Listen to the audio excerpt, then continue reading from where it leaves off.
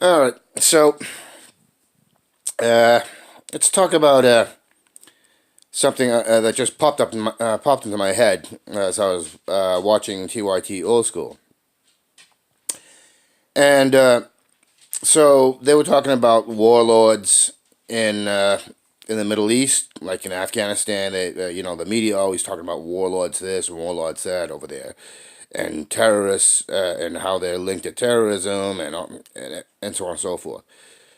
So let's take that as a given. Okay, let's just say that that's true. Well, one thing that the U.S. and the in Europe and other Western nations have, and I'm trying to be funny and facetious, but at the time I'm being serious, is that we have whorelords in the West. So we have whorelords, meaning that the political leadership and the official posts of the government, and also with our media, there and the Western corporations, they're all whorelords. Why do I call them whorelords? It's not because of the term whore. I'm calling them whorelords in that metaphorical sense that they're whores for wanting money and power, and they'll take it any way they want. So we have whorelords in the West,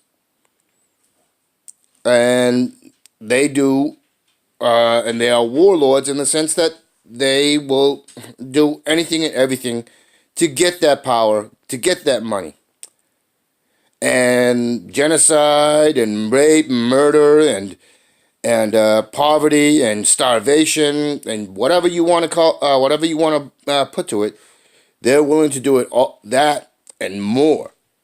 And the more insidious and more malicious, the most atrocious uh, uh, measures that are needed to accomplish this, they're more than willing to do it. They'll go into the realms of fantastical degrees to accomplish this. So let's start using that term, whorelords, because that's what we have. We have whorelords, and whether it's in all those groups I just talked about, or with people who or in the average citizens who don't have that opportunity to be the whorelords, but want to be whorelords. Uh, there's that. It's an establishment narrative of everybody wants to be whorelords in the West, and simple fact of the matter is, most of us don't want to be whorelords, don't care to be whorelords, don't even think about being whorelords,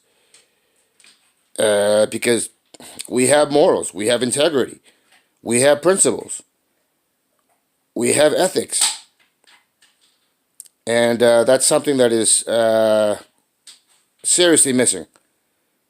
Uh, so let's let's start calling them what they are, whorelords. And the other thing I always harp on is that they're criminals.